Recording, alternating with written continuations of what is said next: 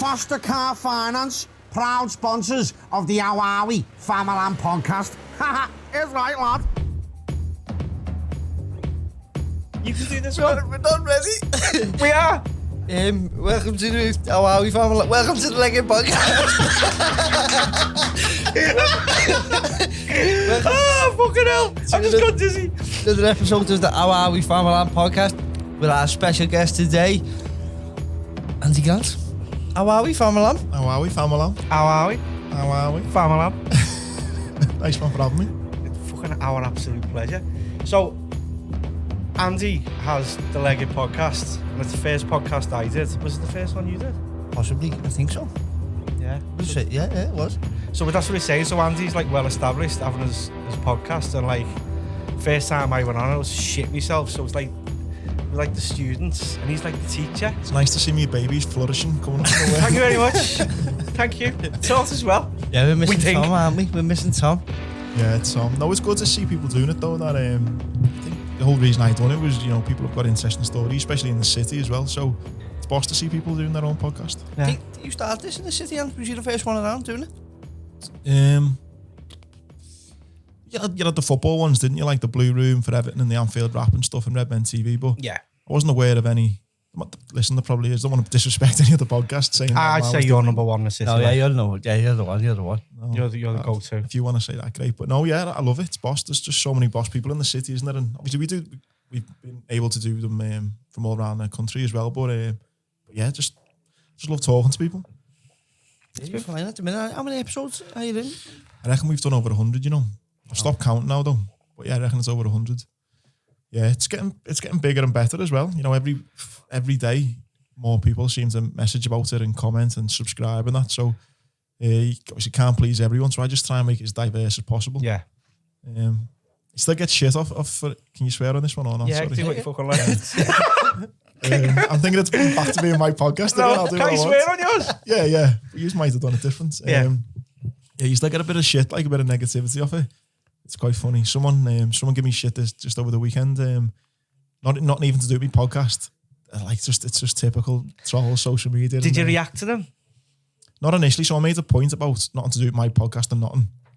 And someone's comment come back at me giving me shit. And then it wasn't, to be fair, it was a good debate that me and this lad ends up having. But someone else then tweeted saying, you should hear some of the shouts he says on his podcast. So I clicked on him. He didn't even follow me. So I thought, why do you listen to me podcast if you don't even follow me for one? And then I said, what shouts is that? And he said, you get crazy conspiracy theorists on your podcast. So I went, well, it's not my shout then, is it? It's fucking someone else's. Yeah. And they're on about the lad Dean, who we got on, who was a bit controversial.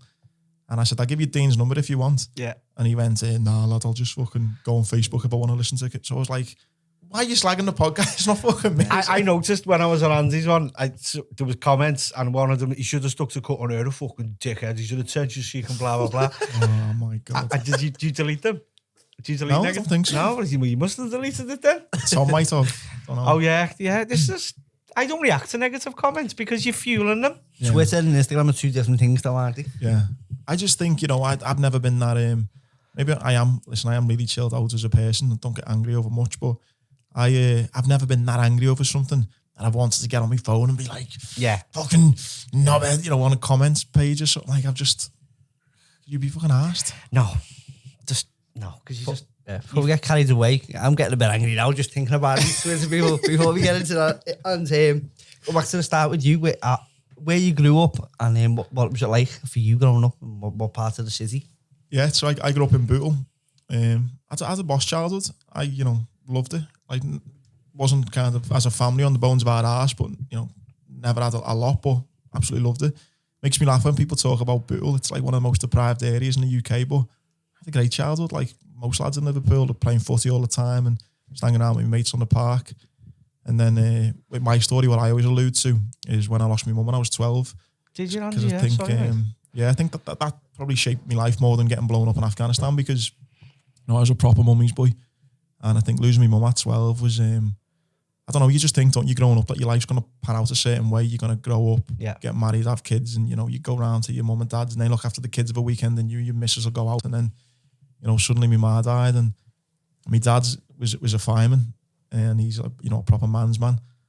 And when I say I was a mummy's boy, I used to always tell me mum I loved her, 100 times a day. Yeah. But if I was going to the shop, I'd be like, love you, mum. My dad would be like, fucking hell, you only go in the shop, fucking, do you know what I mean? Like, I was just proper mummy's boy. So when she passed away, it was a big hole for me dad to try and fill, as well as being like the old school man's man who went for a pint after work to then take on the role of being my mum. But, he's done a great job, and but I just think that kind of, hardened me a bit, do you know what I mean? Made me made me more resilient and grow up a lot quicker than probably I was ready to. So that was tough losing my mum, and then going through school. I was quite switched on in school, but just always wants to be one of the lads, always playing footy, always hanging out with the girls on the parks and that. And then a lot of my mates went into trades and doing apprenticeships, and I'm shit with my hands. I'm like the worst man's man ever. Didn't really know what to do. My dad was like, well, you're not doing nothing, so you just go to sixth form. So then I went and studied English and history at A-level. And then I saw an advert for the Marines. And that was it for me. Then I thought, I need this type of challenge. I was quite sporty and all that anyway. And I thought, didn't really know anything about the Marines. Wasn't one of these army-barmy kids and nothing like that. And just thought, yeah, I'll give that a go. And Do you remember where you was when you seen the advert? yeah, I was lying on the floor in my living room. My dad was sitting on the computer. And I was like, fucking hell, that looks good. And I don't know if you remember the advert. It was a kid crawling through like this underwater tunnel, and he's holding his breath crawling through this tunnel, and his trousers get caught, and it looks like he's gonna drown underwater. And I think that the advert stops and says, would you give up here or here or here? And then eventually he gets out and he takes like a big breath, and then it's like, if you think you've got what it takes, Royal Marine Commando. And I was like, fucking hell. What age are you at? I know people say this to you all the time. I nearly joined the Marines, But I watched a documentary on the Marines once. I was about 17, 16. And my mate Kev Fuller was in the Marines. Don't know if you know Kev. But I watched this documentary, and the way they were treated probably says more about me, this. They were treated like shit, and it was so disciplined and so structured, and so it forced you to be the best you. I found that dead attractive and dead appealing. Yeah, no, massively, mate. I say all the time, before I saw that advert, and then a few months later, I went on a Meet the Marines Day, and I fell in love with the lads in the Marines because of who they were. For what you've just said, then I met these couple of young lads, and they'd been in the Marines 4 or 5 years, and it was their job to show us like the type of career that we had in store. And I'm only civilian at this point. I'm ready to join, and I just developed this massive man crush on these couple of lads. Young lads, good looking lads, fit as fuck. They'd been out in town the night before, ended up, pulling a couple of birds. They were from like down south. You wanted a bit of that. And I was just like, wow, these two young, confident lads, what's made them into that? Surely they were like me at one point, and now they, so that for me was like a big attraction. And then, like you say, yeah, when you join, they almost break you down. And then build you back up. I mean, week 1 day, when you're getting taught how to brush your teeth, how to wash your knob, how to clean your ass, do you know what I mean? It's like they really? teach you, yeah. Is anyone doing it for you, or? Mate, it's such a bizarre thing. It's gonna sound weird to everyone now, but the kind of reasoning behind it is, if well, number one, you've got no comebacks then, have you? If you ever down the line, if you're ever on exercise and you're having fucking, I don't know, let's just say you've been on exercise for a week and you haven't been cleaning properly and you end up getting a disease, or you end up going down in the field, you're no good to no one. So if you've been taught properly, you can never come back with, oh, no one showed me that. Yeah. So the idea is we'll show you fucking everything. So literally, and then you can never come back with fundamentals and manageability. Go right back to basics. Oh yeah, like 60 fellas at week 1 day one, and 60 fellas are standing in a shower cubicle, and the corporal, he does a little trick though as well to make it funny. And there's like 60 lads standing there in flip flops and towel, and then there's one fella in his 30s standing there naked under a shower, saying, right, lads, this is how you wash your armpits. Get it wet first, get the shower gel, wash it there. And then he gets his knob and he pulls his knob back. But what he'd done beforehand to make it funny is he put loads of Dairy Lee. Oh, smeg me. He goes like, he builds it up. He goes, right, lads, if you haven't washed it for a couple of days, what can happen is as you pull your foreskin back and all this cheese started coming out. Oh, hey. And then he put on the towel in his ass crack as well. So when he started washing his ass, all like that. You know what I mean? So it's serious in the sense of sounds it. It's a serious point in the sense that they're showing you, but it's fucking hilarious as well. But you know what? On a serious point though, I know we're laughing about it now. You'd be surprised how many people though. Like, yeah, you imagine and this is a serious point for a minute. You imagine growing up maybe with just your mom, maybe not a male role model around, and no one's actually taught you the birds and the bees and how to shave and how to do this. So, we're sitting here now going, fucking hell, imagine someone telling you how to shave or to brush your teeth. But imagine if you've not had someone to do that. It's something that you laugh about now, but...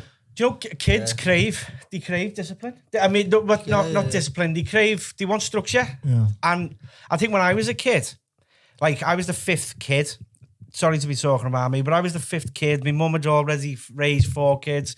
When I come through, the nieces and nephews were coming through.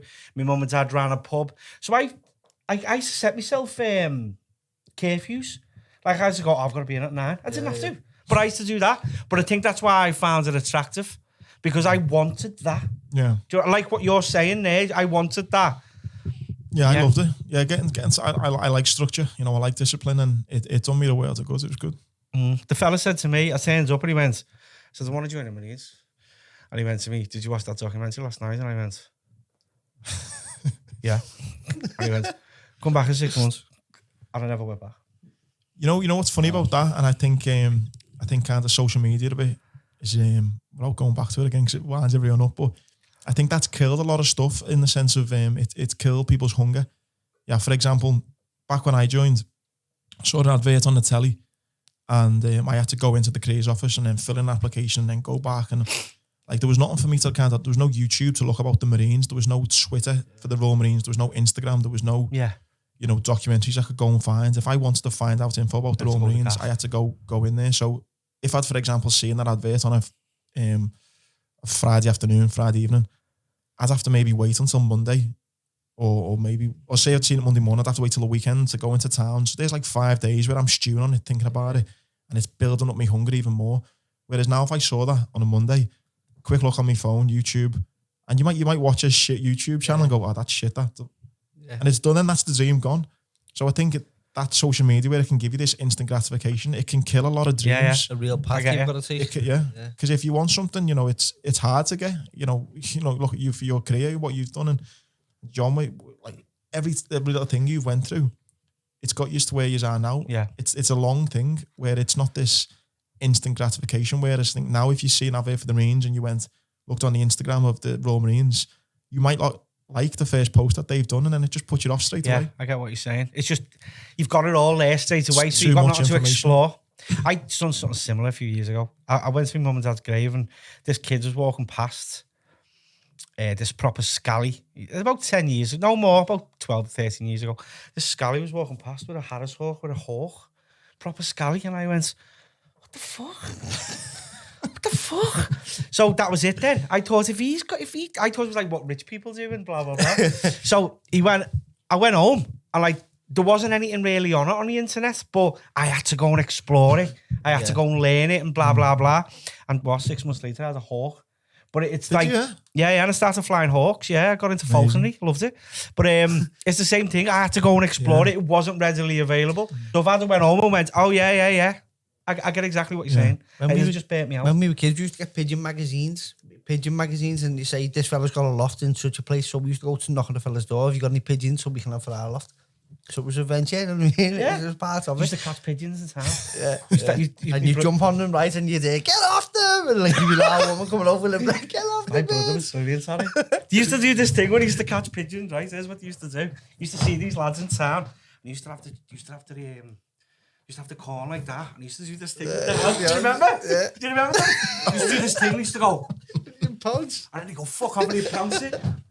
I've never known anyone to catch a pigeon. I was That's two how hands they do of it. me, face first, 2 hands, ended up with 4 birds underneath me, all trying to get away. Is that like a boxing thing? Tyson was into pigeons, wasn't he? Is that like a boxing thing? A lot of boxers do it, but yeah, I don't know. You do? Don't know what it is, yeah. Maybe it's peace of mind, maybe it's the opposite. What do you like? I don't know. But He's just a part of I don't know how we're going, yeah. But I'm sure that Nutella in the ass crack in the showers and that didn't last for long. I'm sure it got serious faster than and yeah, like I say, that's just like a little funny thing, but it's all those little things build up, and I think the first 15 weeks is all about getting rid of the people who don't really want it, and then the last 15 weeks, especially the last 6 to 8 weeks, is all about jumping out of helicopters and doing all the kind of like the cool stuff that you think the Marines do. So the initial training was a test, so people would start to drop off. Oh yeah. Well, it's 32 weeks of training, so it's the longest and hardest arguably the hardest, but it's definitely the longest in basic training in the military. And so if you take, for example, week 1, 60 guys will turn up, and if you followed those same 60 people 32 weeks later, I think on average only just about 7 or 8 are still there. Out of that many? Mm. Wow, is it that so fun? That's people just getting there, and week 1 day, you might see Nutella getting washed out someone's ass and think, well, this isn't for me, I'm fucking gone, and some people miss the girlfriends or whatever. Some people just go, for all, and so the training is designed to slowly build up and get rid of those people. And a lot of it, that's why I talk all the time in the motivational speaking that I do. It's all mindset. It's not the biggest, strongest, fastest people who make it to the end. It's the ones who have got that mindset to keep on going and the right attitude and determination. And I think some of them in the Marines, where I'd always say it's not this shouting and screaming what everyone thinks it might be. Sometimes it's just talking, and it's like, look, if you don't want to be here and you're not going to hit these kind of requirements, then see you later. Is he what you call a grey man? Yeah, I think that's probably one of the best things to do. Maybe towards the end of training, you might want to step out a little bit and be noticed a bit more. But for the majority of training, it's good advice to be the grey man. You don't want to be top of the class. You don't want to be at the bottom. Sorry, what's a grey man? Just someone who don't really notice. Okay. Is that what you meant in the sense of grey man? Yeah. Well, I was watching stuff on it, like people talking about it when I went to the tournaments, the Golden Contact tournament. There was 8 fighters.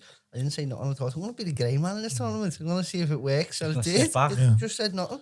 Just picked the quiet man, got the win, got the next win, and slowly ramped it up, sort of thing. But it worked. It's street. Towards the end of training, you want to be kind of, your confidence will have grown anyway. So again, like that, you're a bit more out there. But yeah, for the start of training, when there's 60 people, you don't want to be making a name for yourself for being always late or shit at this. And again, you don't want to come across as fucking Billy Big Bollocks, top of the class. So being the grey man's good. But again, the mindset, where it's developed, I remember the example I always give is one time the others all lined up, like 60 lads, and you'd have to always carry like a litre bottle of water around with you.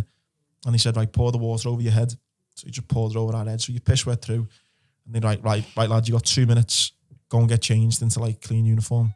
Now, it's impossible to get 60 lads in a block of apartments and then back out in 2 minutes. It's not happening. So you'd all run in, get changed, and you might get 1 or 2 that come out in 2 minutes. And they'll say, right, front support place, so a press up position. So as you're running out to try and get out in 2 minutes, now you're fully changed. You just run out and get into the press up position. And everyone stays in that press up position until all 60 of you are out there. And then they'll come back with, like the training team is saying, right, lads, it was a simple task of asking you to get changed. It's not hard, is it? You had 2 minutes. Why can't you do it? Right, stand up, inside, out again, get changed into shorts and t-shirt. You got 2 minutes, go. So you're like, fucking hell. So you're running in again. Again, it's impossible to get changed into shorts and t-shirt and back out in 2 minutes.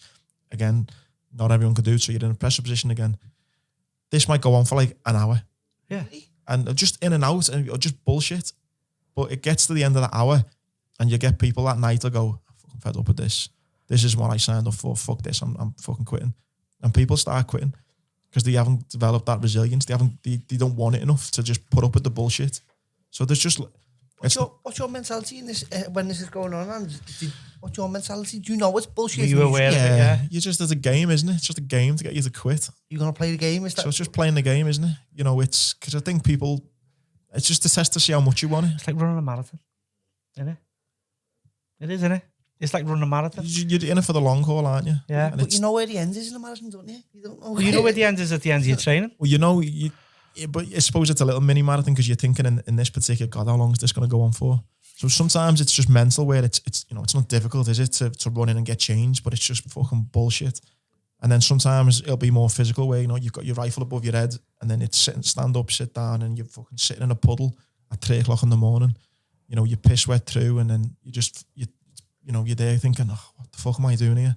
So it's those type of beastings, but it's also the mental type of beastings. And throughout the 32 weeks, like you say, it gets more serious and the people who don't want it enough end up just dropping out, and then that leaves you. It gets a bit more quality then, it gets a bit. And then, the last few weeks of training, when they know, you're there because you want it, that's when you start doing all your firing drills or you're jumping out of helicopters and what you'd say is the cool stuff, if you like, do you know what I mean, the live firing and all that kind of thing. Because they're not gonna give you live rounds in a machine gun in week 1 day when they don't know who you are. By the end of the 32 weeks, you know, you're at a level where they'd happily soldier alongside you.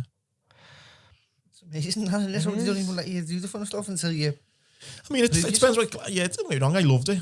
I fucking loved training. I think it's brilliant. I loved it all along. But when I say fun stuff, I mean when you think you're joining the Marines, all the sneaky beaky and they're all fucking, you know, juicy stuff. Yeah, that's obviously towards the end of training. So going through your training, and what's the hardest thing that you have to face? Does it come right at the end, or? It's different for everyone. I mean, physically, it gets harder all the way through training. Obviously, the weight goes up, so you're doing what's called yomps, which is it's basically just advancing to battle. We're carrying a lot of weight. And because I was only like 17, I think I weighed about 10 and a half stone or something. You're carrying fucking all 17? 17 I joined, yeah. You're a child? I don't know, yeah. Mad, isn't it? It's crazy, though. And what's the age range? I think up to about 27, 28, I think. You're the lowest ended? So 16 to like 28, yeah. So 16, 17 older joining, yeah. And you're, so I think physically, I think some of the younger lads might struggle. Like I struggled with those big 18-mile walks, carrying like 8, 9 stone on my back, and I only weighed 10 and a half stone myself. Wow. That's some of the tough ones. But then other fellas will deal, you know, maybe older fellas who are like 25, 26, who've had a decent job and decent money. They struggle with the financial side of it because you're only getting paid about £600 a month. But I was 17, I thought I was a fucking millionaire, so I was like, I'm not asked about this. Whereas maybe if you had a mortgage or you had kids or whatever, and you suddenly take this wage drop, that might be a struggle. If you're maybe not as fit, so for me personally, I think the like little thing like ironing, you know, making sure your creases were perfect, and like, you know, the admin side, and I struggled with that a little bit, and then some of the long walk, the long yomps, carrying so much weight, that was a bit of a struggle, but I was all right physically on most things. But you're really grateful for that experience, then, aren't you? That training about that, like, really created who you are today. Massively, yeah. When people ask me about me resilience and how I've kind of overcome certain things, I put it down to losing my mum at 12 and the Royal Marines. I think now it's sometimes it's a bad thing because I'm too laid back, but when I have a bad day now, fucking that's not that bad really, is it?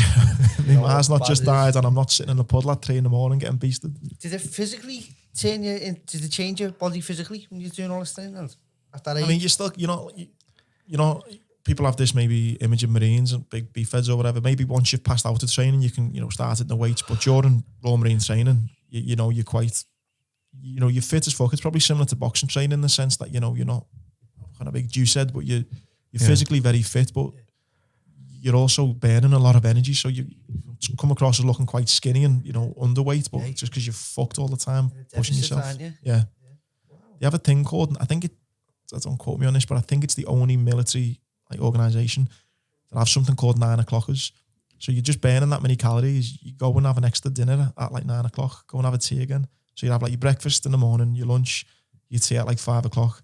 And then at 9 o'clock, you can just go back and just have another tea. All right. Because you were literally... Because you just fucked. I used to nail about like 12 pieces of bread.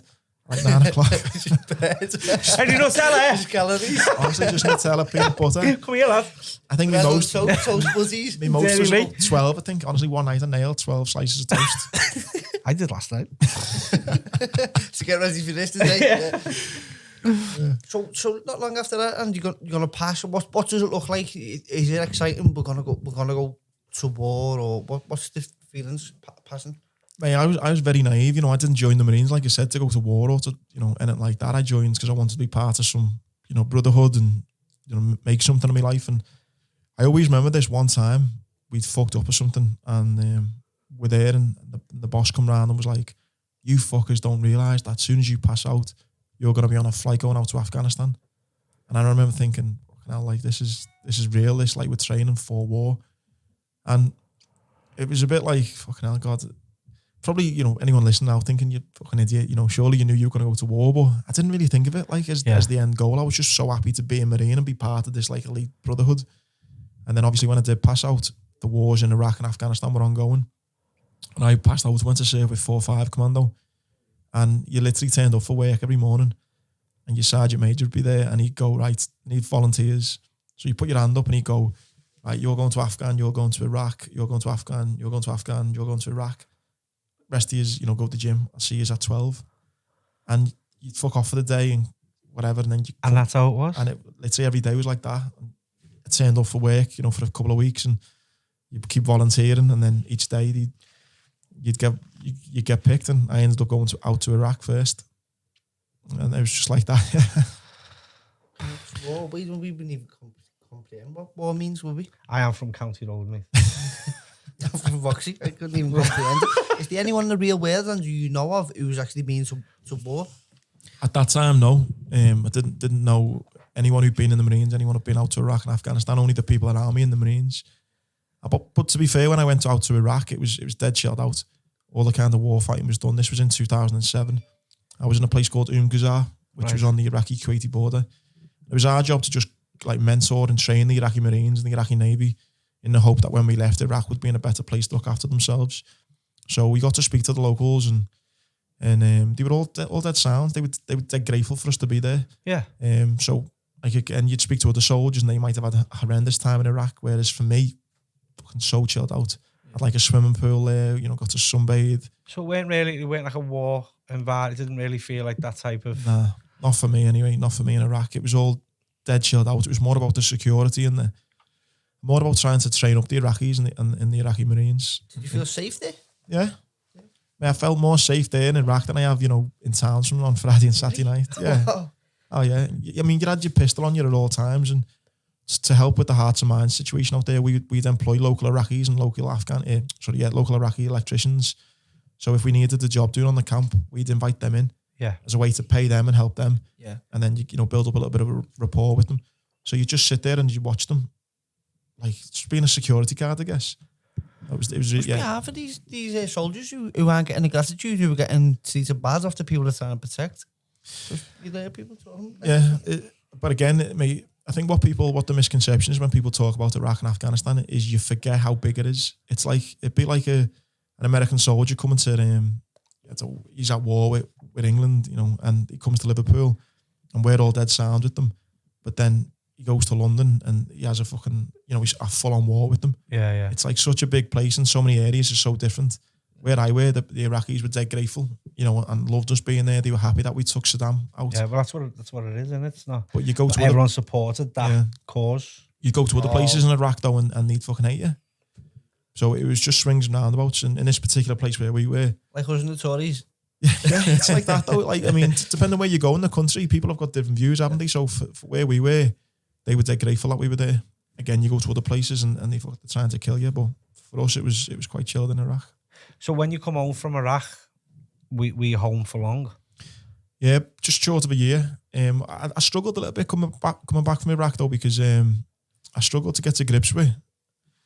Like, people talk about PTSD and stuff like that. I never had PTSD. I struggled with just just getting back to normality. I'd had a lot of friends who'd been, I say a lot, I had 3 or 4 lads I knew who were killed in Iraq. While you were there, and? No, just before I went out there. And a scouser, actually, a lad called Ben Novak. Right. He was a bit of a legend in Liverpool. He was a physical training instructor in the Marines, someone I really looked up to. And he was killed out in Iraq. So when I come back from Iraq, even though it was dead chilled out for me, it pissed me off because I'd come back just before Christmas and everyone, was getting on with the Christmas shopping and getting excited for Christmas and stuff like that. And I'd come back and I always remember going for a beer with my dad. I was just so angry, and I'm not an angry person. Like, I hate fighting. I'd walk away from any fight. I'm not into that. But I was getting wound up. And I was like, fucking hell, people don't realise there's a war going on. Yep. And my dad was like, my dad had to have a word with me. He had to say to me, mate, like, I'm sorry that you've lost your friends out there, but people are trying to make ends meet. People are trying to get the kids presents for Christmas. It's not that they don't care, but they've got their own lives and their own problems. And it took a few months for me to get my head around the fact that just because I've experienced Iraq and I've seen like the people out there with fuck all, and I've seen what war is like and what war can do and people's idea of war. And for me, even for me, it was chilled, but I'd still seen, the level of poverty and I struggled to come back walking around Liverpool and everyone's happy and smiley and going for a bevy Christmas nights out, and I was thinking, fucking you. You probably thought everyone was ignorant. Everyone was. I did, and it pissed me off. I thought, why aren't you fucking asking me what Iraq was like? Why aren't you fucking? Are we weak and civilized and? What do you mean, detached? That we detached? Yeah, sorry, yeah, detached. I was like, why don't you give a fuck that our country is in fucking Iraq right now? And then my dad had to pull me to one side and was like, listen, you need to get rid of that attitude because it's fucking not everyone's fault that we're at war. And so I struggled a little bit getting back from Iraq in that sense. And then I was home for about I got home, I think, in December, just before Christmas, 2007. And then I deployed to Afghanistan in the October 2008. So I was home for, what, 10, 11 months? Be happy to get back? Yeah, because I had loads of money saved. So I just felt like a rock star coming home and just, fucking giving it the big one, going out, Thursday, Friday, Saturday, Sunday, fucking loaded. But I mean, I say I was home. I was still back up in Scotland Monday to Friday, like just living for the weekend, if you like. And it was all right to come home, but then the training started to get ramped up for Afghanistan then, pretty much. And it's funny actually talking now, obviously, because I know you lads and I feel comfortable talking to you, but these are all things that I didn't really speak about for a long time. And it was only when I wrote my book that I kind of opened up about this. And I think people think that if you're in the Marines or you're in the military, you don't get scared or whatever like that. I remember shitting myself in the training for Afghanistan. Just, you're getting taught every day about how the Taliban work and how they make these bombs. And I just kept on thinking, I'm going to get fucking blown up out there. I'm going to get fucking killed. Like watching the news every day. Watching the news every day and even getting the training that the Marines are giving you. Yeah. I'm thinking, what the fuck? Like, they're telling you the 10 or 15, 20 different ways they can make a bomb. Was it rife at that point? But you knew you were going and it was quite active there? Yeah, really active, yeah. 2008, 2009. It was fucking horrendous out there. So you're spending 6 months gearing up. I suppose like a fight camp, you're gearing up, going for this fight, but just how dangerous the enemy is. And I had like a little mini breakdown to me dad. I was like, fucking hell, I've been sat in lectures all week getting told how the Taliban can make these bombs. It's not fucking, it doesn't matter how good of a soldier you are. Like, it's a fucking bomb. They catch it out, You need to be lucky every single day for 6 months. They need to be lucky once. And it's hard to get your head around that, so I struggled. It's not a game, is it? It's just your life, isn't it? What was your role when you were in Afghan? So how many times did you go to Afghan? Just the once. Just the once. Yeah, one Iraq, one Afghan. So I was part of the FSG, which is Fire Support Group. And initially, we thought that our task out there would be basically to offer fire support. So not really on the ground. Maybe now and again we thought we'd be going out, but we thought we'd be more maybe in vehicles and giving protection. And we got out there, and one of the ground troops went out on a patrol and just got their asses handed to them. Like, how anyone didn't die on this patrol, I don't know. I was in the base, giving overlook, and the lads went out. You could just hear on the radios the Taliban were just fucking really, really switched on, and they give it to the lads big time. And there might have been only maybe 30 of our lads on the ground, and they just got smashed. Like, they got pinned down, and we had to bring in, mortar cover and artillery, and helicopters were coming in to try and get them, out of the action. And ever since that day, the OC said, right, this is too dangerous to just go on the ground with 30 guys. We're going to do something called a company minus, which was basically every man and his dog went out on patrol, and like the bare minimum people got left in the base. So whereas we went there, just so you looked like more of a threat, more of a challenge. It just needed to be, because it was too dangerous to go there with any fewer than 100 men. So every patrol, it was like, say, every man and his dog, and we left like the bare minimum on the base. So we kind of trained thinking that we wouldn't be going out on the ground much. But within like a couple of days, we realised how dangerous it was, and we were all needed. So all that fear you had, at least you thought, well, I'm half safe in the base, and then it's like this new thing's coming. Yeah, shit. Big time, yeah. You're trying to be adaptable. You're adapting, mate, but it's one of those things. It's like in boxing, isn't everyone's got a plan until they get punched in the face. It's like, listen, I'm trained in every kind of weapon that I need to be. I'm trained in the tactics. I'm trained what to do if this happens, if that happens. But when it actually happens, it's exciting to think, I wonder how I will react. But at the same time, you're like, fucking hell, this isn't, in training, if it doesn't go wrong and your boss goes, right, that's it, end exercise. Whereas now, someone fucking could die. Do you know what I mean? You said there, Andy, we're now going from 30 people to 100 people. How would you navigate that then, going out there? Because my first thought was, what if somebody gets, now more people can get bombed together? So how do you navigate around that? Well, you're all in different sections as well, so you'll be at different multiples on the ground in different locations and stuff like that. And the commanders and the leaders out there do an amazing job of keeping everyone in check. And you all have different roles, So it's not as if, and if anything does happen, there's more of you on the ground to give, all-round cover. There's more to help out with the evacuation and things like that. So it's definitely safer to have more people on the ground. And again, the leaders that we had were amazing. How to kind of, keep it all together. Because it's tough, you've got so many call signs on the ground. You're trying to manage where everyone's going to be at different times. And, and that company could get that section could get attacked. So then you'd have to get everyone else around to give them cover and fire, and it's just like a big massive chessboard, really. So is the people tuned into what you were saying as well? Can people listen in to your instructions from your main man? As the what side? the enemy? No, Yeah. but we could listen into the enemy. They Yeah. couldn't listen into us. Yeah, that for me was the scariest thing. That we could listen into what the Taliban was saying. So we'd have an interpreter with us who could, and he'd have a radio and he could listen into what the Taliban was saying. So you'd be sitting on a compound roof. This is like the story I always tell. We were sitting on a roof and there's fuck all going on. Like the sun's starting to rise, the odd goats walking by, and that's about it. Can't see anyone. And you're just sitting there, it's fucking so chilled out. You could be on the park with your mates, do you know what I mean? Nothing's happening. And then we just heard the interpreter shout up. And he said, right, lads, just to let you know, the Taliban are talking and they can see 8 people sitting on the roof. Fuck off. And I remember going, I was just like, 1, 2, 3, 4, 5. And lads, there's 8 of us on this roof, you know. And like, I look out to the front and there's no one there. And then over 10 minutes or so passes, the interpreter shouts up again. And they say messages like, right, lads, the big Taliban commander is on his way into town now. He's told all of his fighters, you know, to wait out. He's on his way with reinforcements. I'm sitting there thinking, is this a fucking wind up? There's someone out there now who can see me and all my mates. And now there's more of them coming. And you're looking out and you can't fucking see anyone. And your anxiety starts fucking going through the roof. You start being fearful for your life, for your friends' lives. And then I always remember this, the interpreter said, right, lads, the Taliban are all in position now. The plan is, once you guys get down off the compound roof and you're all in that big open field, that's when they're going to attack. However, if anyone stands up or makes any sudden movements, you know, they're all in the sights. Oh my God.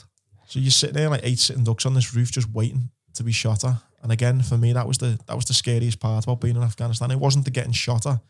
It was the build-up and the anxiety and the fearing for the situation, not being in control of the situation. You'd have not want to know. Well, you do want to know, but... And the other thing that they're very clever, they knew that we could listen in.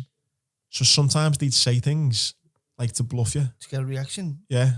So sometimes they'd go... That's scary, that, Ant. Yeah. One time they'd go... so obviously they all believe that they're going to... When they die, they're going to go to a beach with like 50 virgins. And they had a suicide bomber and they'd say things like, the guest is ready now to go to paradise. You're thinking, fucking hell. And then they go, tell the guest to jump off a roof into the middle of the patrol. They won't see it coming. And so then you're just looking at every fucking compound wall. You just. But they were setting you up with that. They were winding you up. And then they'd say, it's working. They keep looking up. So they'd say, you know, tell the suicide bomber to jump off a roof. So then we'd all start fucking looking up at roofs. And then they'd say, you know, it's working. They're all starting to look up. So they're listening to us. Is they saying that randomly, knowing that there's always someone on patrol by a roof? Or well, yeah, they can see you, so they're saying it, and then they're watching to see if you're doing it. So it's just this big fucking massive the reaction. Yeah. How old were you at this point, mate? 20. 20. can I ask how you just got down off the roof? And how did you go about it? Just one go, one by one, or Yeah, even though it's one of them, even though you know you're being watched, you still got your job to do. So, you know, you still got to get down at some point. We ended up getting down off the roof, and funny old thing, once we were all in the middle of that open field, an RPG, a rocket propelled grenade came whizzing over our heads. That was like my first firefight. It was the mix of a proper high It was pitch. theirs. Say again? Was it theirs? Yeah, they fired an RPG. It was like a whistle and a scream together. It just came flying over our heads. And thankfully, it went a little bit sway and exploded in the field behind us. But that was then the signal for the rest of the Taliban to open up fire. And then that's when the firefight starts. So that was my first kind of firefight. And once it starts, it was fine then, because that's what I trained to do. The scary. So you felt a bit more controlling.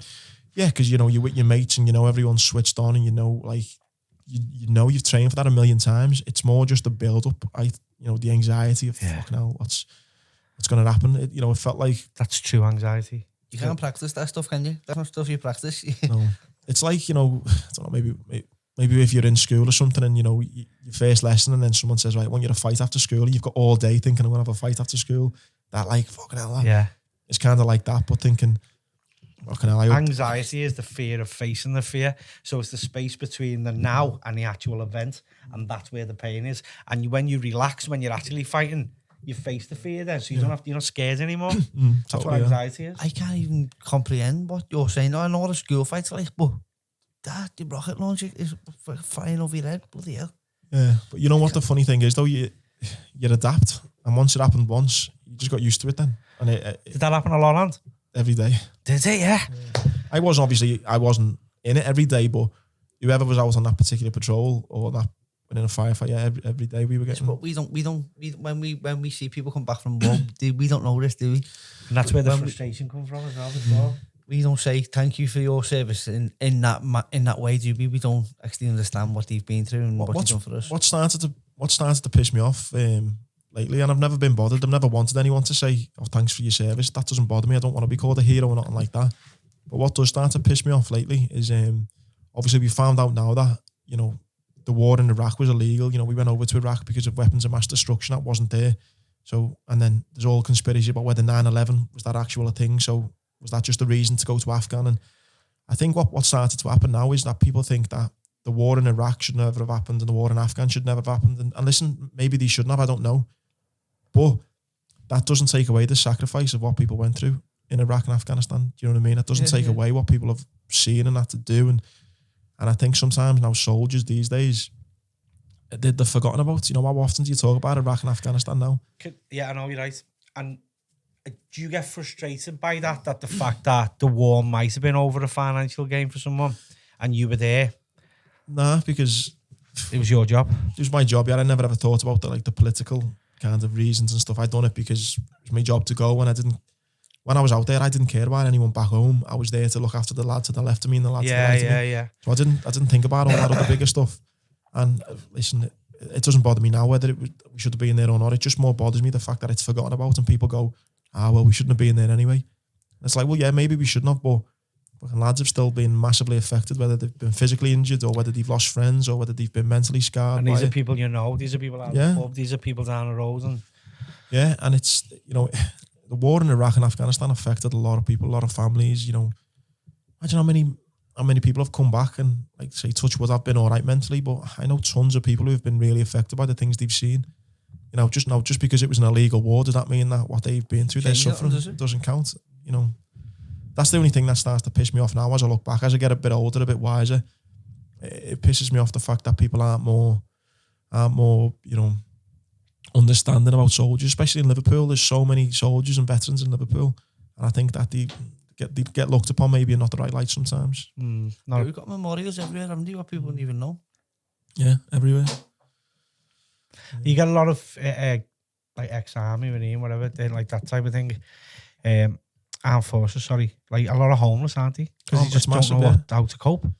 Yeah, and that was one of the hardest things for me. It was that routine. Once that routine's taken away, even little things like going to the doctors or the dentist. When you're in the military and you've got a toothache, you go to sick bay at 8:30 in the morning. You probably have an appointment at 10 o'clock that morning. Now, if you've done that for 30 years, you've joined at 16 and you've done that for 30 years, you come out and you're only in your mid-40s.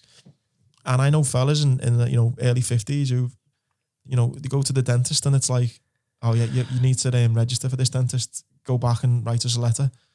And it's like, as simple as that is, if all you've known is one way, your head can fall off a bit. You're like, hang on, why can't I just do it because I'm here?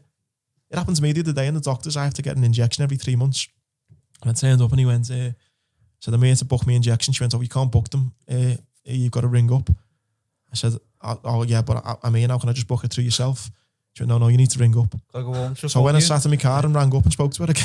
Same woman? Same woman. Oh, God. It's little things like that. Now, obviously I could laugh about it, but there's some fellas who maybe have got a bit of PTSD and, a few things, and that could be the little thing that makes their head fall off a bit. And so it's, having that routine and structure taken away, it can be hard for people to adjust back to civilian life. Think there should be special things for people who have been to prepare them. Yeah, who should get this right of. It's not. I don't think any special treatment's needed. No, I just think the military or the Marines, whoever it may be, it's training you to go to war, but they're not training you then to go back to being a civilian. You're only conditioned one way. Yeah, they condition you being one way, but they don't condition you to get. Have they put anything in place? Because obviously this is evident that this is happening. Yeah, not that I know. And the sad thing is, the government don't do it. It's the military charities. So then it becomes like this this circle that's never really fixed. So, for example, the government won't help. So then charities have to be formed and then they step up. And then when the charities can only do so much and you go back to the government go, well, we're not going to fund you because the charity's there to do that. Yeah. And you're like, but the charities are only there because you're not doing that. Yeah. So then it just becomes this circle where the problem never gets sorted because everyone's pointing fingers and saying, well, it's your job to help, but it's your job. So It's interesting. That make you feel resentful and that when you needed me to go and fight our battles, then you would help me, but then now you're not helping. Yeah, I don't feel bitterness towards the actual going to war. I feel bitter towards the government in the sense of, well, yeah, for some context, the 3rd of February is the day I got blown up. So it'll be 12 years this year. I'm still fighting for compensation now. Oh, yeah. Yeah. And that's the government. It's not the... So I love the Marines still. I love the Marines family. It's the government of, you know... It sounds like they'll take a kid, but they'll take a kid and then, like before I even said, I would like that sort of discipline drilled into me. So then you get conditioned a certain way or you get trained a certain way. And then once you've got no use for it anymore, you're maybe disposed of. But then you can't undo all that work that's been done to take you back to the original person you was. Do you know what I mean? Of course, yeah. And, you That know... must be a lot to deal with in your head. I know that on a smaller scale when it comes to boxing, you know what I mean? You get built up, you get pats on the back going, like, go and fight for that title, you fight for the title, you lose, and then you're gone. You know? Nobody's saying you get broke down to get business. retrained again for a new situation. And once you're not that in a situation anymore, there's not the reverse for you. And that should be in place. But I think through knowing yourself and like a few professional sports people, I say it all the time, there's such a link between military and elite athletes, because I'm not saying the military lads are elite athletes, but it's that kind of routine, that structure, that all you know, and you built for a certain purpose. Yeah. And then, like you say, once it's done, what? We're just athletes. We have fun, don't we? We have fun doing, like, obviously we might have fun, but we just we're safe at the end of the day to sport, but I can't imagine being. That's why I think a lot of lads have this resentment, like the little story I told you there of Iraq being bothered. Now that was me, and I hadn't even seen anything in Iraq. Imagine going there to Afghan, you're getting shot at every day for 6 months. Maybe one of your mates loses a leg, maybe one of them dies, and then you come home and people are going, "Oh, we shouldn't have even been in Afghan," or you know, and it fucking piss you off, wouldn't it? Yeah, Do you well, know what I mean? was. It's one of them, innit? Yeah, and so that's why lads struggle, and then maybe they come out and you know they struggle to deal with, I know, you know, building up a normal life again, and it can be hard for people. Like I say, I've had fucking loads of struggles. It wasn't the getting blown up in Afghanistan that I struggled with. It was the you know dealing with everything else. You okay to tell us a story about that, Land? Yeah. So I've been in Afghan 5 months. I had like 6 weeks left to push, and on this particular morning we went out about 4 o'clock in the morning using the cover of darkness to get in position. And the idea was we'd be basically on the Taliban's doorstep for first light, so we'd all be ready, good to go. My best mate Ian was leading the way, and as he's we needed to get over this ditch, so I'm right behind him, and as he's got to this ditch, he said, "We're going to jump here." So I said, "Yeah, okay," and I stood next to him, readied myself. He runs, takes the jumps over this ditch. I'm right behind him, ready to jump, and just as like I was ready to go, I just heard 2 of the biggest bangs I've ever heard in my life. Everything just went pitch black. Just out of the blue. Just as quick as then, just it went, and straight away just fell back. And I just thought, fuck. Like, I just knew I'd been blown up. And in hindsight, what had happened was Ian had jumped over the ditch. What he didn't see was, like I say, it was impossible to see, but there was a tripwire on the other side of the ditch, maybe just an inch or so off the ground, attached to 2 mortar rounds. So he's jumped at this wire. These 2 bombs are like buried just under the ground, blown up, blew him forward and blew me back. And I just fell back and then just started screaming as loud as I could. I wasn't in any pain, but I knew it was pitch black, and I knew, you know, I was fucked. In the end, I suffered 27 different injuries. I had shrapnel to my face, broken elbow, broken sternum, my chunks missing out both forearms, severed my femoral artery, which they can say you can bleed to death within 6 minutes. Big chunk out my left thigh, broke both lower legs, and had severe nerve damage to both hands and both feet. I bet you when that happened to you, because I think if it was me, I'd probably be thinking, I'm in the fucking middle of nowhere here, and this has just happened to me. Is that what was going through your mind? Yeah, both good points. So when you're patrolling the next man, it's like he's close enough to you where he's there if you need him, but he's far enough away where if a bomb goes off, he's not going to get caught up in it as well. So thankfully, the first man, when Ian's gone, I'm his cover man, so I've got to be quite close to him. That's why me and him have been it. But thankfully, the third man was a little bit way back, so he didn't get caught up in it. And then, my biggest fear was, I knew it was pitch black. I wasn't in any pain. I just started screaming so that other people knew where it was. Yeah. I thought it's pitch black. For all I knew, I've been blown 100 metres away. And I just thought I'm going to be getting grabbed by the Taliban and getting me fucking head cut off on telly, Cause how close are you Is this to what was going the through your enemy? mind? Yeah. I don't know where obviously don't know where they were. But we had, there's been like this how fucked up it was. We had intelligence that there was a Saudi Arabian businessman who'd put I think on 10 grand or 100 grand, I can't remember what it was, to capture a British soldier in that area. So this was running through your So head. you think on all these things, yeah. So the videos are like poor Ken Bigley going around. yeah, all that. I'm thinking, fucking hell, God, I just hope the lads can, get me. And, My God, sorry, Andy, it had layers of fear. It had layers of fucking hell, mate. There's the thing of getting blown up and then thinking, am I going to get fucking kidnapped and held hostage? But like I say, thankfully that never happened. The lads were right behind me and got to me as quickly as they could. And they started patching me up and done everything they could to keep me alive. They placed a tourniquet on my leg. It was an army medic. It was a lad called James Smith who saved my life. He put a tourniquet on my leg, which stopped me from bleeding to death. And then they just put dressings all over me all my other wounds. And I remember that 40 minutes perfect. It was mad, just lying there, in a muddy field in Afghanistan at 6 a.m, slowly dying. It was just a mad feeling to think that, you're just praying that the helicopter comes in time to pick it up, because the lads have done everything they could on the ground. They've patched it up, but There's only so much they can there's do. only so much they can do, and it's just a wait then for the helicopter to come in and pick it up. What happened to your mate, Ian?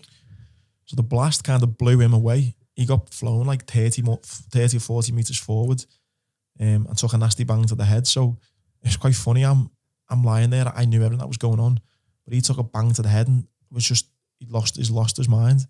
People going over to try and help him and save him. And he's like, fuck off, go away. And he didn't know where he was, didn't know what had happened. And Really, yeah. he went into shock, yeah. He'd broken his leg, broken his elbow, and gone into shock. So the guys had to get over the ditch and go and save him. And then they brought us both back and we both got put on the helicopter at the same time. And that's when I don't remember anything. And they pumped all the drugs and bloods and fluids into me. And took me to Camp Basti, and I had 2 life-saving operations performed on me. And then my condition was deemed that bad that they needed to get me back to the UK straight away. And then after that happened, Before it's like, I don't know if what effect did that have on your life then? Like losing your leg, and you never though, did you? Right away. didn't you lose your leg straight away? Not right away, no. The mad thing was, again, I only started talking about this after I sat down with Phil Reid, one of my best mates, and wrote my book, because everyone who knew me then thought that, my leg was my biggest injury. So I didn't lose the leg at the time. It was just fucked, basically. And I tried to keep it for about 18 months, but it was just no good. So I ended up getting rid of it. But when I woke up from that, I was in a 2-week coma. And when I woke up from my coma, the doctors come around and explained to me all my injuries. And obviously my right leg was the worst one, or so I thought. And then they explained to me that I'd actually lost my balls in the blast as well. And that for me, just broke my heart. I remember the day my dad had been in visiting in the day, and he'd gone home. And then that night, because I was so drugged up and all that, you're just off your face. You don't really know what's going on.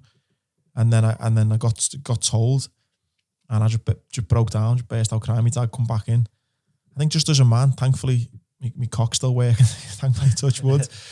But it was just that feeling of, not being able to have children.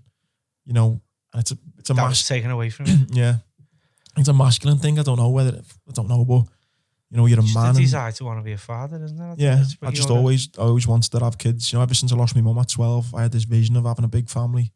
Have a house filled with love and happiness, and then there I am at 20. These 27 different injuries, a fucked leg, and on top of it, you're getting told you can't be a dad. It absolutely broke me, and that was the biggest challenge, because again, I didn't. it's not something that you go around broadcasting, is it? And again, the only reason I'm only talking about it now is, like I said, I wrote a book and I wanted to be as honest as I could in the book and talk about my low times. And I've thankfully went through IVF and I've now got a little girl who's now 6. So it's all worked out well in the end. But at the time, you know, I've had my career ripped away from me. And the future? I'm probably going to, in the future. And my legs fucked as well. And, you know, it was a tough time and you couldn't really, it was only my dad who I spoke to about it. No one really knew. So it was tough getting my head around that. And I think for me, that was the toughest thing, you know, because I couldn't tell anyone. I felt like I had this monkey on my back that I couldn't get rid of, do you know what I mean, and stuff. And people would feel sorry for me because of my leg. But I'd always think, the fucking leg doesn't bother me. I'm not asked about my leg. It's the fact I can't have kids. And that was something that weighed heavy on me for a while. Did you get really low? Yeah, there's times when, I mean, I was never suicidal. I never ever wanted to end things, nothing. I think that's down to me dad and my 2 sisters. You know, my family played a massive part in my recovery. I've always been there, but there's certainly loads of low times. But I don't think you could, and I think a lot of people would. They would then become a victim, and it's like, why me? And you could have become angry, I suppose. Can I tell you a story? There's this woman. I go to see a therapist called Joe, and Joe's got one leg, and she said, what did she say to me? She said, I said to her on a second session, do you mind me asking, how did you lose your leg? And she went, you're the first client that ever asked me that. And I thought, you know, and here's how she lost the leg. She was doing the beds one day. She slipped and she broke her ankle, or she's done something to her knee. And she got MRSA and it got infected and she had to get a leg off. But she said, I'll tell you now, that's the fucking best thing that's ever happened to me. And she says, why? She said, because I had to go to therapy after that to deal with that. And it made me realise, and I appreciate life now. And she said, now I'm a therapist and blah, blah, blah. She said, I'm in the best place I've ever been. And I'm grateful that happened to me. Did that a similar thing happen to you, and? As I said to you now, you know, 12 years on, 100% getting blown up in Afghanistan is the best thing that's ever happened to me. It's mad, isn't it?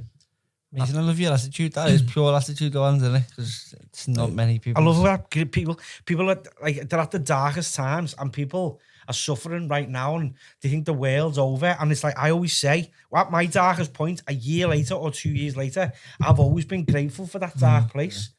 Mate, a saying that I love is, you never know if something's a good or a bad thing until it's ran its course. Yeah, you know, nice. If anyone had told me when I'm lying there, I have my balls blown off, my legs hanging off, I've lost my career, if anyone had tried to put up a little positive spin on things and a little motivational, you know, word of advice, or told them to fuck off, you know, life at that time, there was no light at the end of the tunnel, there was no positives, life seemed pretty impossible. 10 years later, I'm finishing the Liverpool Marathon, something I thought I'd never do because my leg was fucked. Wearing a Royal Marine vest that they'd honoured me with after I broke the world record, and my little girl's at the finish line. You know, if those 3 things haven't been flipped on its head, you know what? Yeah. So I think for anyone who is struggling, again, you don't know if it's a good or a bad thing until it's ran its course, you know. Without doubt, yeah, getting blown up was the best thing that happened to me. And it's an advantage now because I know how resilient I am, I know how strong I am, and when I am having a bad day now, I think, that's not that fucking bad. Yeah. I always like your story, Andrew. You talk about the tattoo, the doctor and all that, where you always find that bit of humour inside these like situations where not many people would.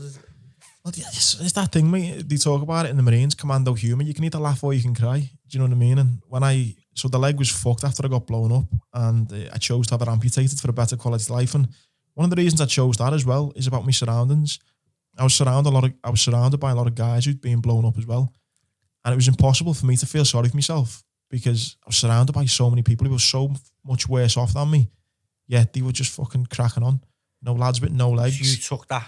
Yeah, it was impossible for me to be, you know, feel down. Don't get me wrong, I'm still on my down days, but I've still got my leg, or I'm an amputee at this, or so I've still got my leg, and there's a lad in the bed next to me who's lost both his legs and an arm, and he's smiling, going to breakfast, pushing a wheelchair with one arm. Yeah. How the fuck can I? How dare you? Yeah.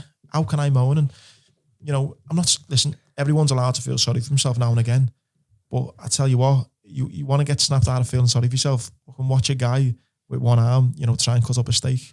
You know, it soon makes you think, fucking hell, I'm glad I've got fucking 2 hands. That was one of the, I always remember my mate Johnny, we were in Afghan together, and we both been blown up similar time. And we were back in the UK, and we went out to a nice restaurant, me and him, and we both ordered steak. And we're both like 20, 21-year-old lads. And he went, mate, you mind cut me steak up for me? That was like really sad for me. You know, you think, how many 21-year-old lads are in town now? They go into a Nando's and they go, hey, lad, you just cut that up for me or something. Yeah. It was tough. So it's like little things like that. You think, I'm just fucking grateful I've still got both arms, you know what I mean? And so I've always had that attitude, surround myself by people and surround myself by those types of people. It made me want to better myself. And my leg wasn't healing as I'd hoped. So I chose to have it amputated for a better quality of life. And the story that came about it, which was why the title for my book, You'll Never Walk, it's been a massive red. I had Liverpool tattoo, but You'll Never Walk Alone tattooed on my leg. And when the surgeons amputated it, he's cut off the word alone. Wow. Which is a true story. You know, I still get sent videos and pictures because it's done like the rounds on the internet. And people go like, fucking hell, is that really your leg? That really happened? And yeah, it's just fucking mad how it worked out. How mad's that? Yeah, it's so ironic. So it says you'll never walk? Yeah, the live bird's a little bit ski-whiff now, and the words, you'll never walk. How ironic's that one? I know. And like you say though, Jad, what can you do? And then you go on to break the world record.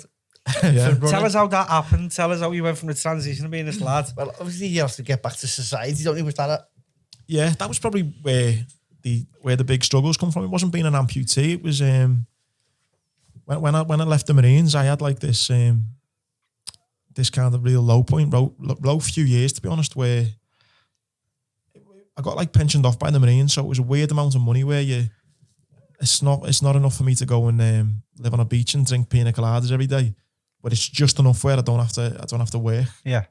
So whether you get up at 6 a.m. and go and run a marathon, or whether you stay in bed till 3 p.m, wanking yourself silly all day, my life didn't change. So anyone listening might think, oh, I'd fucking love that, you know, sitting at home every day, do what I want. Worst thing in the world. You know, I'm a 25, 26-year-old fella. I'd met a girl and had a couple of stepchildren at the time. And you think, this is great. Worst thing in the world. You because need purpose. You need purpose. And I just had no purpose whatsoever. And, you know, life just started. Otherwise, if I feel if I'm, sorry, Andy, but it's like, I've done it where I got my business to a point where I made enough where I didn't have to go to work and people were working. It was great. I got depressed. I had no purpose anymore. financial limbo? 100%. And I just started, you know, typical thing, you know, you go out on a Sunday and watch the footy, have a couple of pints, and then gets to maybe 7, 8 o'clock and the lads are like, right, I'm in work tomorrow, see you later. I'm like, well, I'm not fucking in work, so I'll stay out for a couple more. And then so you're hungover on the Monday, you're not getting up till maybe lunchtime.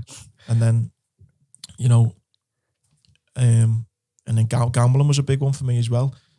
Because I knew I had this like guaranteed, and again, it's not a lot. Do you know what I mean? It's less than what you'd get working full time type thing. So it's not a lot, but it was just a weird, and it was enough that I didn't have to do nothing. Yeah. And because I knew it was guaranteed, what would normally be like a £5, a £10, a £10 bet would turn into like £50, £100 bet, and then after that, a few pints, it'd be a £200 bet. And so I think the drinking and gambling added to the fact that I had no purpose. It just set me on a path of destruction, really.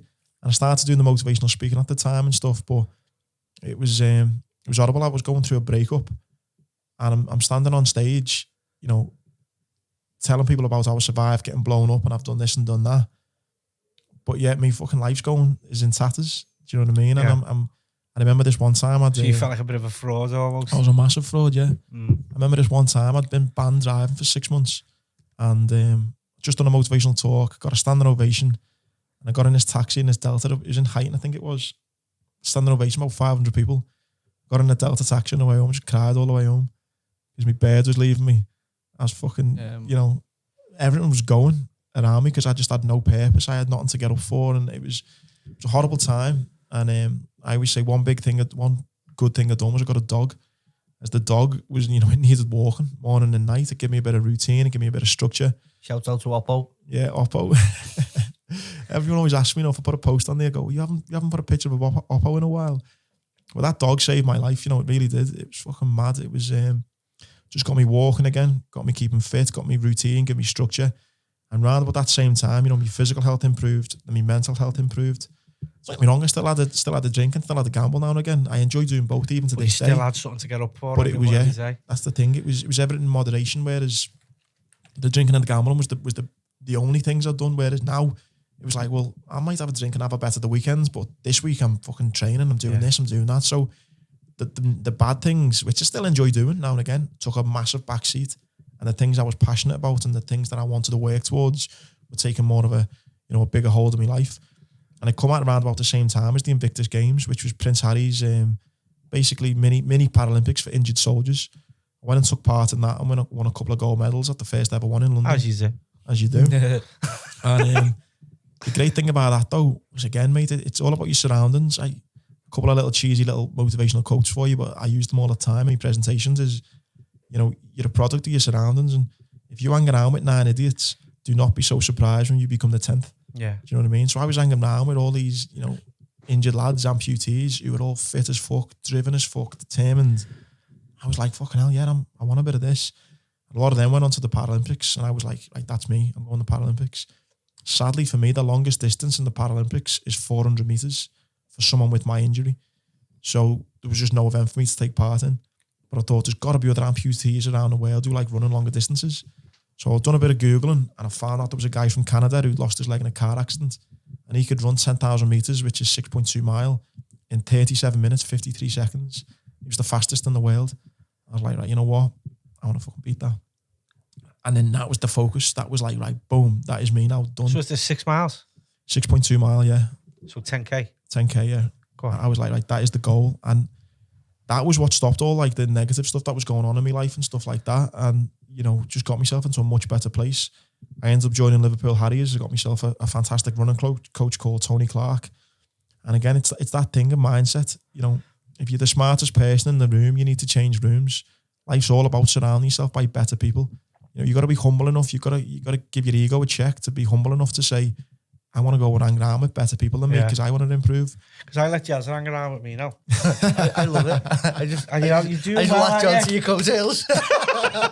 It's true though, mate. I do with everything, with friendships and business, with everything. No, it's man. true. It's totally true. I joined this running club and I was running on my own down with Oppo. And Oppo, fucking poor Oppo, like is fucked. Fella just joined me one leg. Yeah. But the great thing was, Oppo had got me to a point where I'm, fit, but I couldn't break 40 minutes for the 10K. Joined this running club. Where were you getting hands? How far? What was your record? I was getting about 40 minutes, so I was still like, a good. That's brilliant. 2 and a bit minute off. Do you know what I mean? Met up with this lad Tony Clark. He invited me down to Wavertree, and I started training with proper runners. And it's like, I always say, if you want to be a millionaire, the first thing you should do is go and hang around with a load of millionaires. You start picking up on the little things that they do, how they act, how they behave, what books they're reading, what podcasts they're listening to. And in the end, you'll find yourself, a much better chance of becoming a millionaire. So if I want to be a great runner, I'm just going to go and hang around with all the greatest runners in this city.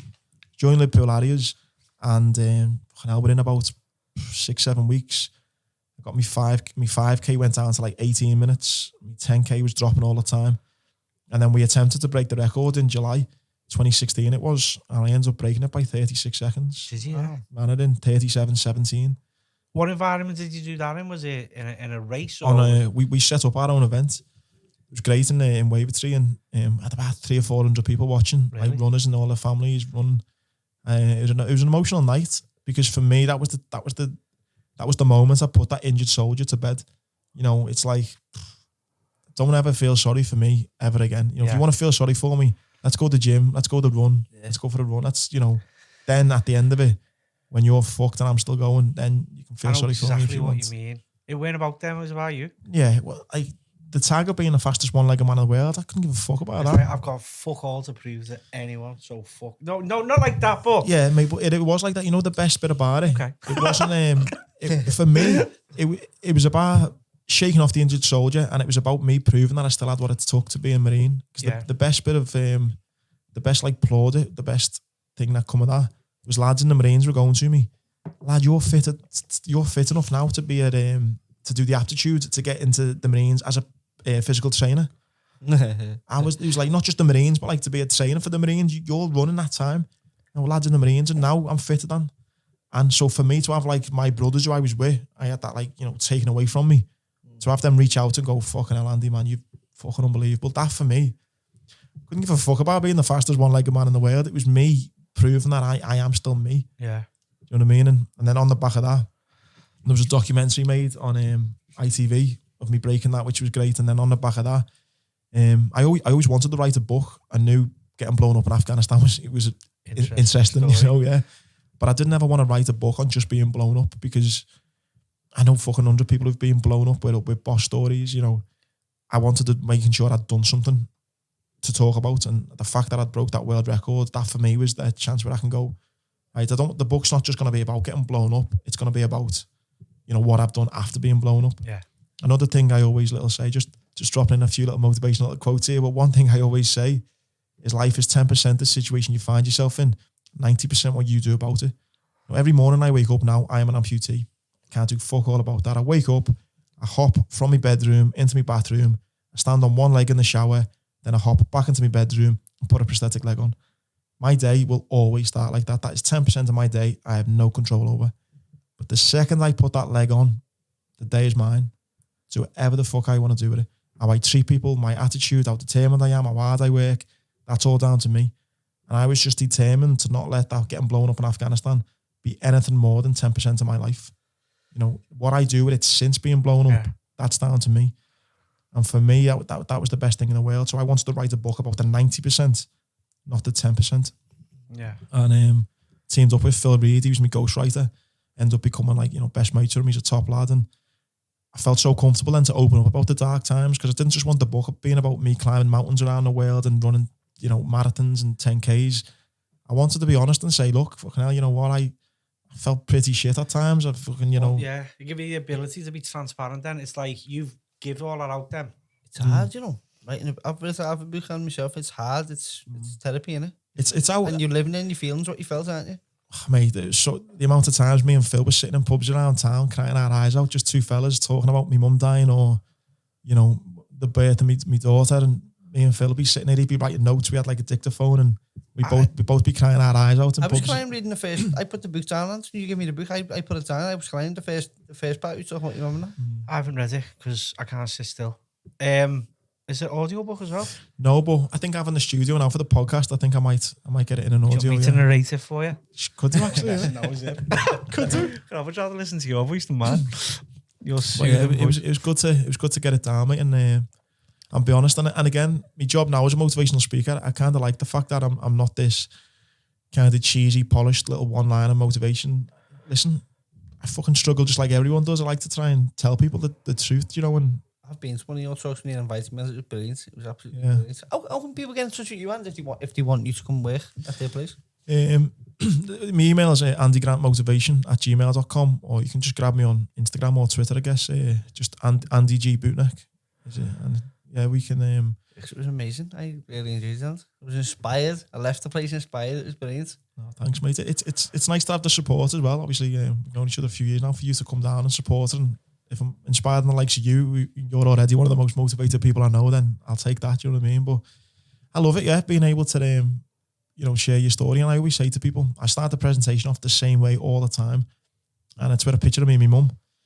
And I say, you know, the reason I start talking about my mum passing away at 12 is because I say to people, you do not need to get blown up in Afghanistan to realise life can be shit. You know, fucking life is hard.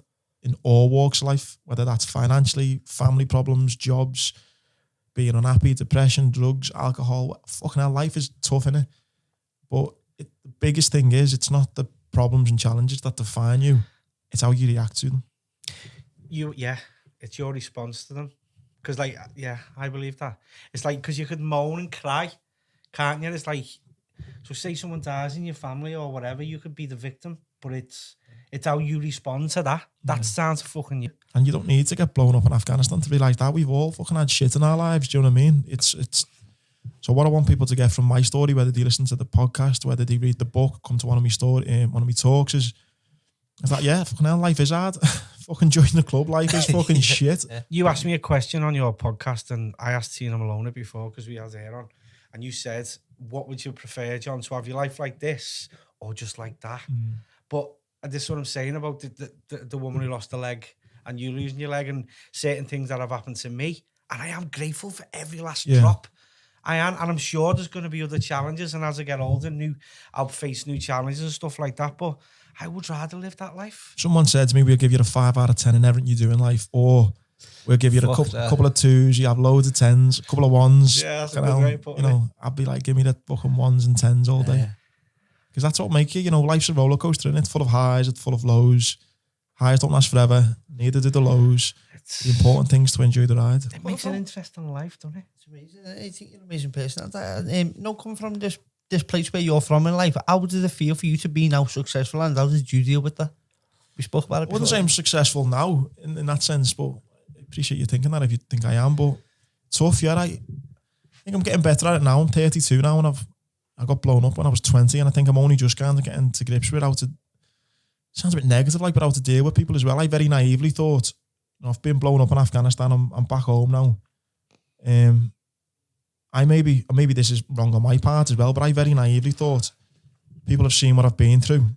Surely they want the best for me. They've seen I've been a bit unlucky getting blown up, and hopefully, you know, people want to see me doing well. And one thing that I done was maybe it was gloating. I don't know. I didn't ever want to gloat, but I'd maybe tell people things that what I'm getting up to, thinking they'll go, oh, fucking hell, is right, lad. You know, we've seen you there, fucking fucked for a couple of years. You've just had your leg blown off. You've fucking hell, fair play to you. And I naively thought people would be made up for me. And then you do certain things, and then that leads you on to better things, and you do more things, and then suddenly those people are going, the fuck do you think he is? Suddenly you make them feel uncomfortable about themselves. And I was like, well... So they're not rooting for you anymore? And I found that a little bit like, yeah, with maybe people I grew up with, it's like, hang on, what do you want me to do then? Do you want me to sit and moan and play the victim? Or do you want me to fucking play the hand I've got dealt, and do you want me to run with it? Because that's what I'm doing. I'm fucking running with it. And so if you call running with it and making something of it a success, then yeah, I have been successful. But I've lost friends along the way. Well, I'd say lost them. Thankfully, people aren't in my life like that now, where I naively thought everyone will be made up for you. Yeah. Like, and that's why I think from experience now, I mean, I would have been like that anyway, but that's why I love when I see people doing well. I know we've had talks about this in the past and stuff, and I don't know whether it's the thing about Liverpool. I think Liverpool is really susceptible to it. It's like everyone wants to be from Liverpool, but then the second you make it, you do well for yourself and you're known in Liverpool, it's like, fucking hell, who's he fucking thinks he is? You might relate to this. It's like, so if something really good happens to me, I'm very careful who I then sort of share that with. Yeah. Because I was am naive. now, yeah. It's like share it with them. But on the receiving end, it's like he's showing off or blah, blah, blah. So I find myself now, because I've got rid of all people in my life that might drain me, or like what you've said there. And it's hard for me when if something positive happens to me, sometimes I get fucking depressed. Yeah. Because 100%. I haven't got the right people to share it with. Yeah, 100%. Do you know what I mean? That's only something I've learned over time. And mate, I could give you a million examples. This is like a bit of a name drop on, but it's a funny example. So I got to do a talk with the England football team before the World Cup. And through that, just became fucking social media friends with Jordan Henderson. Endo. Little name drop for you there. Mate, that was it. Not mates with him or not, just the odd little fucking message on Instagram. That was it. A year on, after I'd done the talk for him, he'd remembered me and all that, and messaged me before the Champions League final and said, mate, have you got a ticket for the final? I've got one there for you. I was like, oh my God, yeah, I've got my flights booked, my hotel booked, didn't have a ticket. Wow. I was like, wow. Some lad, I won't even fucking give him the credit as in naming him, because he's a fucking knob. Like from school and all, I'd known him all my life, right? Used to go to match with him, and we used to always talk about footy and all that. And so again, I was like thinking, fucking hell, made up. Told this lad, I was like, lad, fucking Hendo, you messaged me, got a ticket for the game. He's like, oh, it is right, lad, yeah. He seemed to be happy for me at the time.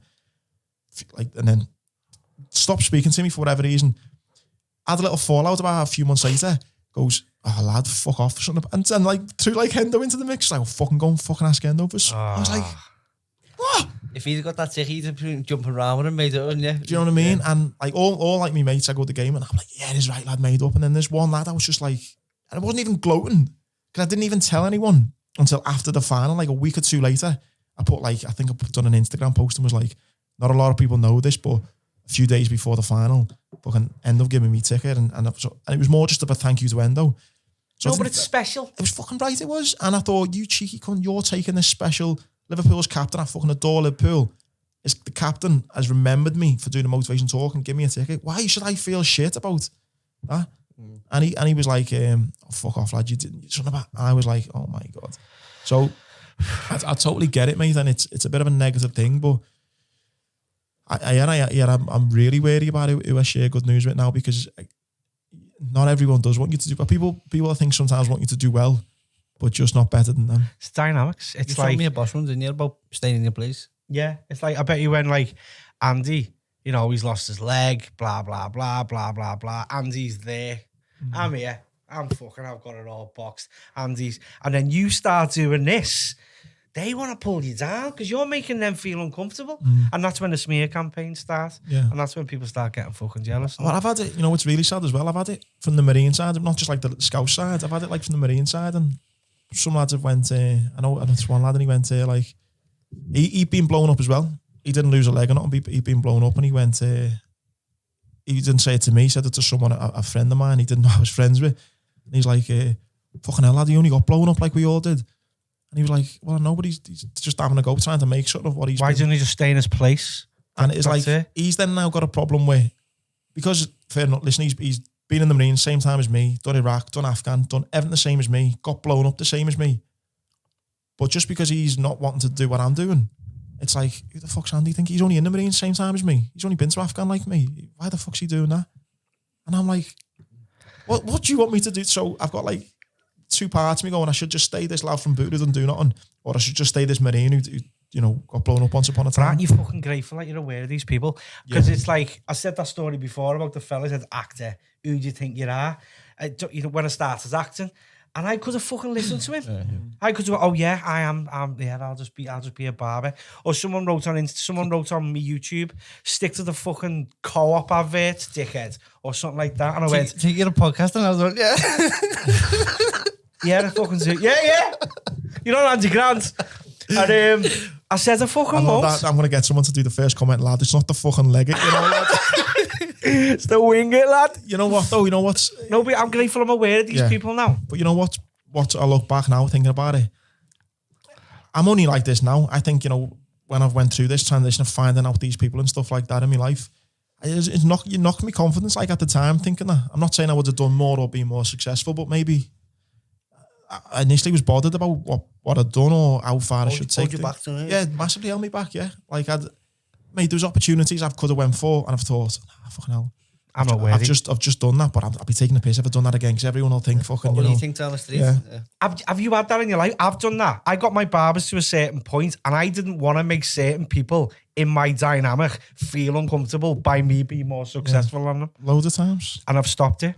I don't do I it don't now. care now. I don't do it now, but I'm like saying 32 now. I'm only just realised to think, fucking hell, who gives a fuck? But in my 20s, there was definitely times I held back because I was worried about being too successful. Sorry, I know it's your fucking podcast and I'm going on, but this resonates with me. Like, but the worst comment anyone has ever said to me, it was an ex-girlfriend. She looked me up and down one day and she said to me, she looked me up and down and went, I have no idea where you get your confidence from. Did you... And that fucking... That made me question myself. Yeah. John, my ma says it to me, it's alright. No, but that's the worst thing anyone's ever said to me. Yeah. It made me think, oh yeah, where do I get my confidence from? Do you look Do you know back what I now mean? though and think that's how she felt? Or She's fucking fuming.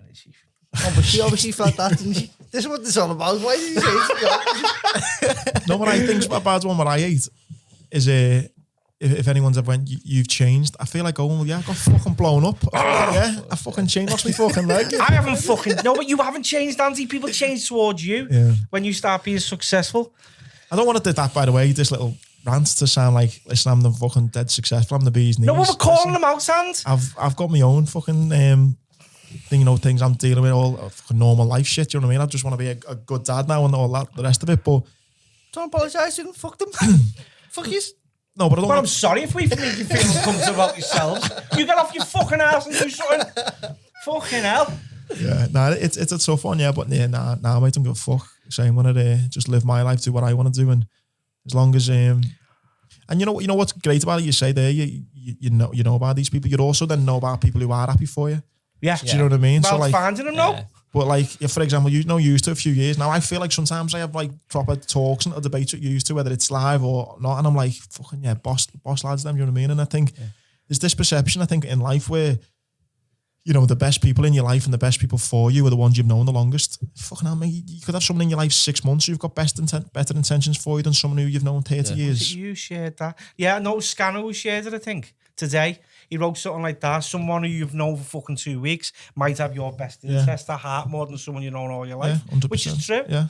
And, you know, you holding on to a friendship, even though they might be negative or they might be, oh, that's just the way they are.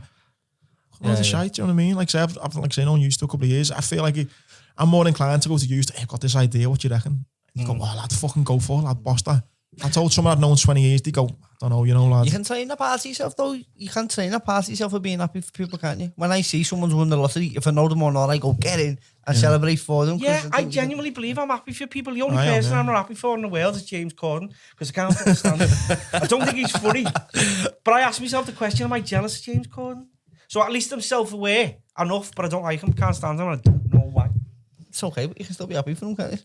No. But it's only him. It's only him.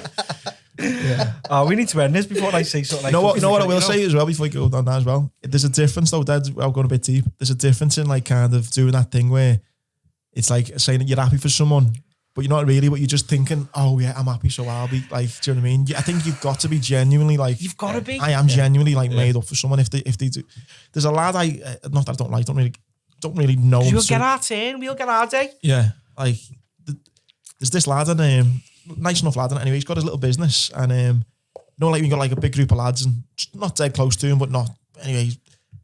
His business is flying, and I'm like fucking made up for him. That like, and he's not like a dead close mate or nothing like that, but I'm like, I always ask about it. I go, I was thinking, how's business going? He's doing, I said, right, he's opened up another shop, Belter. Do you know what I mean? Like, I don't like him, but I'm like fucking made up for him, and I genuinely am. Yeah.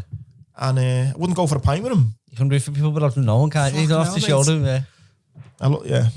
Before we do wrap it up, and what's the future? Anything planned? Yeah, mate, I've started training with the Marsh Lane Harriers. So big shout out to them. They've been massive for me. I really struggled the last couple of lockdowns and last year. So I've got my running blade back out, and I'm going to try and break this record again. I've seen you been out running a lot. It'll be 5 years. It'll be in July. So I'm going to try and break it again, maybe May, June time. Are you looking on breaking it? Breaking your own records? Breaking my own record. What a place to be. I've given people 5 years to try and break it, and there's been no little one-legged warriors trying to break it, so I'm going to try myself. And what are you going to do, Hans, if when you do break it? Are you going to smash it, or are you just going to break it by a second and break it again? Nah, I'm going to get big into the running, I think. You know what? Trying to end it on a bit of a positive as well. Like, you know, we're talking about there being a bit like not jumping at opportunities because you're worried about how people may act. I thought to myself, you know what, I'm in a good place at the minute and stuff, and I thought, why not set big goals? I thought, you know what, I want to be known as, it's a pretty big goal to set, but fucking why not? It'd be great to be known as the greatest ever amputee runner over 5k, 10k, half marathon and a marathon. Oh. So whereas last time I just done the 10k and it was a bit of a tick in the box, right, I'm done now. I'd love to just smash the running and try and dominate all those different disciplines and just like absolutely fucking nail it. One world record, not enough, eh? I know. Those little people. When will you ever be happy, Andy? Do you know what? That's amazing, Andy. I want to imagine. Yeah. And when you do it, please invite us to be there. Definitely. I'm going to make it a bit of a... Well, actually, I might try and get the lads who done your thing, you know, to video bits of it and stuff. You know, the... Ethan? Yeah. Ethan Woodruff? Yeah. Good. Or Steve Simmons? Give him a little shout, maybe. Create some good vibes on the old Insta and stuff and try and get people involved. And when I do try and break it, try and get people down to support it. It'd be boss to make it a bit of an event. And again, without being all cheesy, and again, just prove to people that you fucking do whatever you want in life. You know, don't give a fuck what people think and just do you. It's your show. And everyone else is just sharing a scene with you. True. And don't forget it. In that situation, what do you do? You do the longest one first and then bring it down to... I want to go for the 10k just because I know I can do the 10k and then it'll just be adapting the training. Paul is the kind of main coach down here at the Harriers, and I'm just going to work with him and just try and yeah. What's the half? Half is running about 120. Is it? Yeah, I've made the crazy times. The marathon is under 257. It's stupid times. I don't know whether I'll do it, but you know what? If I can, the greatest 32. ever. You'll do that. Yeah, it's the plan. I know a fella, Mark Jakes, because I used to run. I used to run marathons and shit. I wasn't as good as what Andy was, but And he was doing like 240, 245. Really, yeah. He Fast. started when he was 38 or 40. Really, yeah. Like, how inspirational is that? Gives hopes to everyone. Mark Jiggs was brilliant. Mark Jiggs boss runner. His dad was Brian Jiggs. I don't know if you know who he is. He's quite famous, Brian Jiggs. Also, before you wrap it up as well, what's this then anyway? Again, I'm taking a piss when I say this because I made up for you, but is robbing all my fucking guests or what? Like, is it, when we're going forward, are we going to have to be Who'll like... be robbed? No, not now. I mean, in the future, are we going to be like fucking... We have to write contracts, aren't we? Everyone's starting some bad rumours about you. It's like footy snickers, won't it? Yeah. Just swaps. It'd be like, when I get on my pod, I'm going to go 6 months, you're not allowed to go on their pod. We look back on this in 6 months, when we used to all get on that. I made up for you boys. It's boss to see you doing it, and nice one for having me on. Thank you for showing us all the way, and thank you, Famalam. Whoop, whoop, whoop. Next time on the How Are We Famalam podcast, we'll be speaking to Darren Till. About 3 in the morning one time, yeah, because mate, in that mountains there was any kind of creature. I was that day we'd bought some pizza and chocolate cake, and I remember at 3 in the morning I was still awake, and I thought, oh, that chocolate cake's still in the fridge, then I'm gonna get it. Creeping out into the kitchen, no word of a lie, mate. Yeah, it was dark. I seen these like eyes, and I thought that's not the dogs. It was a spider about that Wow. big, with its fucking sunscreen there, just looking at me, and mate, I'm terrified. And I went, whoa, what the fuck is that? Mate, it was humongous. I don't know what it was. It was just like that. And I was like, fucking hell, let's move in. And it sort of, mate, ran, and we had Alsatians, got the Alsatians, and the Alsatians come in and fucking killed it. I remember, I was like, that over! There's a spider! And he was like, fuck off, you dickhead. He's like, there's a big spider. He come out, he went, fucking hell, the size of that till. Mate, that was just every day. The beard, all these mad birds landing in there. Like Tyson in the hangover when he goes in. Yeah.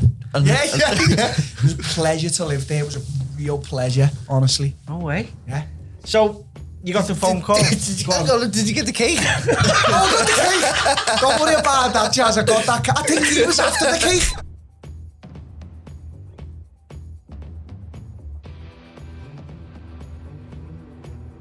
Faster Car Finance provide a smooth, hassle-free way for you to apply for car finance and to get the vehicle of your choice. Whether you have good or bad credit, no deposit is required. A decision is reached within minutes, and one of our dedicated finance advisors will be available to discuss your requirements. Apply now at www.fastercarfinance.co.uk.